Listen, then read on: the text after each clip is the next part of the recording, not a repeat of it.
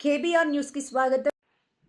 PCC అధ్యక్షురాలు YS Sharmila Reddy చేపట్టిన ఉపాధి హామీ పరిరక్షణ యాత్ర రచ్చబండ కార్యక్రమం నేడు జగ్గంపేట నియోజకవర్గం జగ్గంపేట మండలం కాట్రోలపల్లి గ్రామంలో జరిగింది. ఉపాధి హామీ పథకానికి సంబంధించి ఉపాధి కూలీలు అధిక సంఖ్యలో పాల్గొని వారి సమస్యలు షర్మిలారెడ్డికి వివరించారు. వారానికి 5 రోజులు కూలి చేస్తే 500, 600 మాత్రమే 5 రోజులు మొత్తానికి కూలీగా ఇస్తున్నారని గోడు విలపించారు. ప్రజల సమస్యలు విన్న షర్మిలమ్మ మాట్లాడుతూ, దివంగత నేత శ్రీ వైఎస్ రాజశేఖర రెడ్డి బిడ్డకు మీరు ఇచ్చిన స్వాగతం, అభిమానం నేను ఎన్నటికీ మరువలేనని కృతజ్ఞతాభావం తెలియజేశారు. నాటి కాంగ్రెస్ ప్రభుత్వంలో కోట్ల మంది ఆకలిని తీర్చే ఉపాధి హామీ పథకం చట్టం చేయడం వల్ల ప్రపంచంలో ఏ దేశంలో లేనంత అధిక సంఖ్యలో ప్రజలు ఉపాధి పొందడం ప్రపంచంలోనే గొప్ప విషయం అన్నారు. కాంగ్రెస్ పార్టీలోనే ప్రజా సమస్యల పరిష్కారం సాధ్యమవుతుందని, ప్రజా పోరాటంలో ప్రజలందరూ సహకరించవలసిన అవసరం ఉందని ఆమె అన్నారు. చేరి వచ్చిన మీ అందరికీ రాజశేఖర రెడ్డి బిడ్డ వస్తుంది, చూడాలి, వినాలి అని మీ పనులు మానుకొని మీరు సమయం చేసుకొని వచ్చారు. ప్రతి అక్కకు, ప్రతి చెల్లికి, ప్రతి అన్నకు, ప్రతి తమ్ముడికి మీ రాజశేఖర రెడ్డి బిడ్డ శిరస్సు వంచి చేతులు జోడించి మనస్ఫూర్తిగా నమస్కరించుకుంటారు.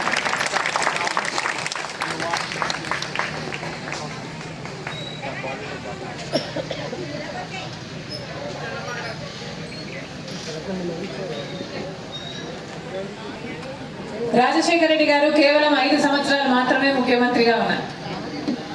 కానీ 5 సంవత్సరాలలో రాజశేఖర రెడ్డి గారు ప్రజలకు చేసిన మేలుకు ఈ రోజు వరకు కూడా మీ గుండెల్లో ఇంకా బ్రతికే ఉన్నాడు.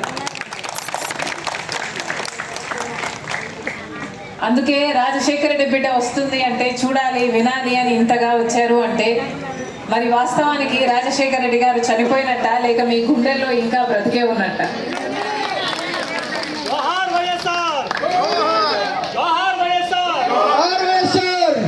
సంవత్సరాలలో రాజశేఖర రెడ్డి గారు ఎన్నో అద్భుతాలు చేసి చూపారు.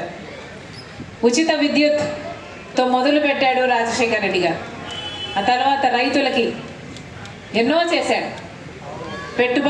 పెట్టుబడి ధరలు తగ్గించడం అయితేనేమి, గిట్టుబాటు ధరకు ఇవ్వడం అయితేనేమి, లేక సబ్సిడీ, బీమా, రుణమాఫీ ఇలాంటి ఎన్నో చేశాడు రాజశేఖర రెడ్డి గారు.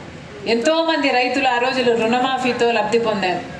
మహిళలకు వడ్డీ రుణాలు అయితేనేమి, లేక లక్షల కొద్ది ఇందిరమ్మ ఇల్లు అయితేనేమి ఎన్నో చేశాడు రాజశేఖర రెడ్డి గారు. ముఖ్యంగా పేదవాడి ఇంట్లో జబ్బు వస్తే ఇంటిళ్ళ పాది అప్పుల పాలు అయిపోతుంది కదా అని ఆలోచన చేసిన ఏకైక నాయకుడు రాజశేఖర రెడ్డి గారు. అంతవరకు ప్రపంచంలో ఏ నాయకుడు ఆలోచన చేయలేదు. అందుకే రాజశేఖర రెడ్డి గారు ఆరోగ్యశ్రీ పథకాన్ని తీసుకొస్తే ఎంతో మంది పేదవాళ్ళు కార్పొరేట్ ఆసుపత్రులకు వెళ్ళి పైసా ఖర్చు లేకుండానే పెద్ద పెద్ద ఆపరేషన్లు చేయించుకోగలిగారు.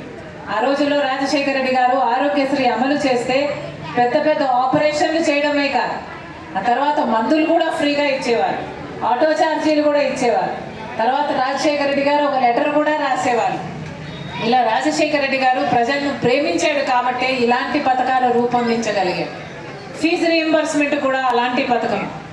పేద బిడ్డలు గొప్ప చదువులు చదువుకోకపోతే ఆ కుటుంబాలు పేదరికం నుంచి ఎప్పటికీ పైకి రావు అని రాజశేఖర రెడ్డి గారు ఎరిగారు కాబట్టే ఫీజు రీయింబర్స్మెంట్ పథకం పెడితే ఎంతమంది పేద బిడ్డలు డాక్టర్లు, ఇంజనీర్లు, ఎంబీఏలు, ఎంసీఏలు పైసా ఖర్చు లేకుండానే చదువుకోగలిగారు. ఈ రోజు వరకు కూడా లక్షణంగా లేదా అని కూడా చూసుకునే నాయకుడు రాజశేఖర రెడ్డి గారు.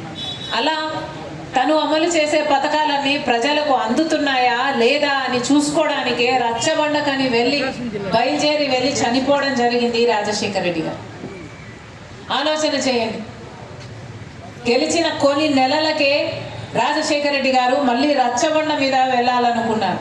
అంటే ఎలక్షన్లు లేవు, ఎలక్షన్లు అయిపోయాయి, గెలిచేశాడు, ముఖ్యమంత్రి అయిపోయాడు, ఇక ఏం అవసరం ఉంది మళ్ళీ ప్రజల దగ్గరికి వెళ్ళడానికి? లేదు. ప్రజలకు అన్ని పథకాలు అందుతున్నాయా లేదా కనుక్కోవాలి. ఏ పథకము ఎవరికి అందటం లేదో నేను కనుక్కొని నేనే ఊరికి వెళ్ళి అడిగితే ఆఫీస్ అందరూ నాతో ఉంటే ఏ పథకం ఎవరికి అందటం లేదో వెంటనే అమలు చేయొచ్చు. అని రచ్చబండ కార్యక్రమాన్ని శ్రీకారం చుట్టి రాజశేఖర రెడ్డి గారు రాష్ట్రమంతా తిరగాలనుకున్నాడు. రచ్చబండ ద్వారా అందరికీ అన్ని పథకాలు అందేటట్టు చేయాలనుకున్నాడు. ఆ క్రమంలోనే రాజశేఖర రెడ్డి గారు చనిపోవడం కూడా జరిగింది. పుడతాడో పుట్టడో ఉన్నాడో లేడో ఈ రోజు వరకు రాజశేఖర రెడ్డి గారిని అనుకునే వాళ్ళు కోట్ల మంది ఉన్నారు. ఎందుకు చెప్తున్నాను అంటే అంత మనసు పెట్టి ఆలోచన చేయగలిగాడు రాజశేఖర రెడ్డి గారు. అది ఎలా సాధ్యమైంది? ఎందుకంటే రాజశేఖర రెడ్డి గారు కాంగ్రెస్ పార్టీ నాయకుడు కాబట్టే అది సాధ్యమైంది. అదే కాంగ్రెస్ పార్టీ కేంద్రంలో కూడా ఆ రోజు అధికారంలో ఉంది కాబట్టే రాజశేఖర రెడ్డి గారు ఇక్కడ రుణమాఫీ చేయగలిగారు. అంటే దానికి కారణం కేంద్రంలో కూడా కాంగ్రెస్ పార్టీ రుణమాఫీకి అంగీకరించింది. దేశవ్యాప్తంగా రుణమాఫీ చేయగలిగారు కాబట్టి రాజశేఖర రెడ్డి గారు ఇక్కడ కూడా అమలు చేయగలిగారు.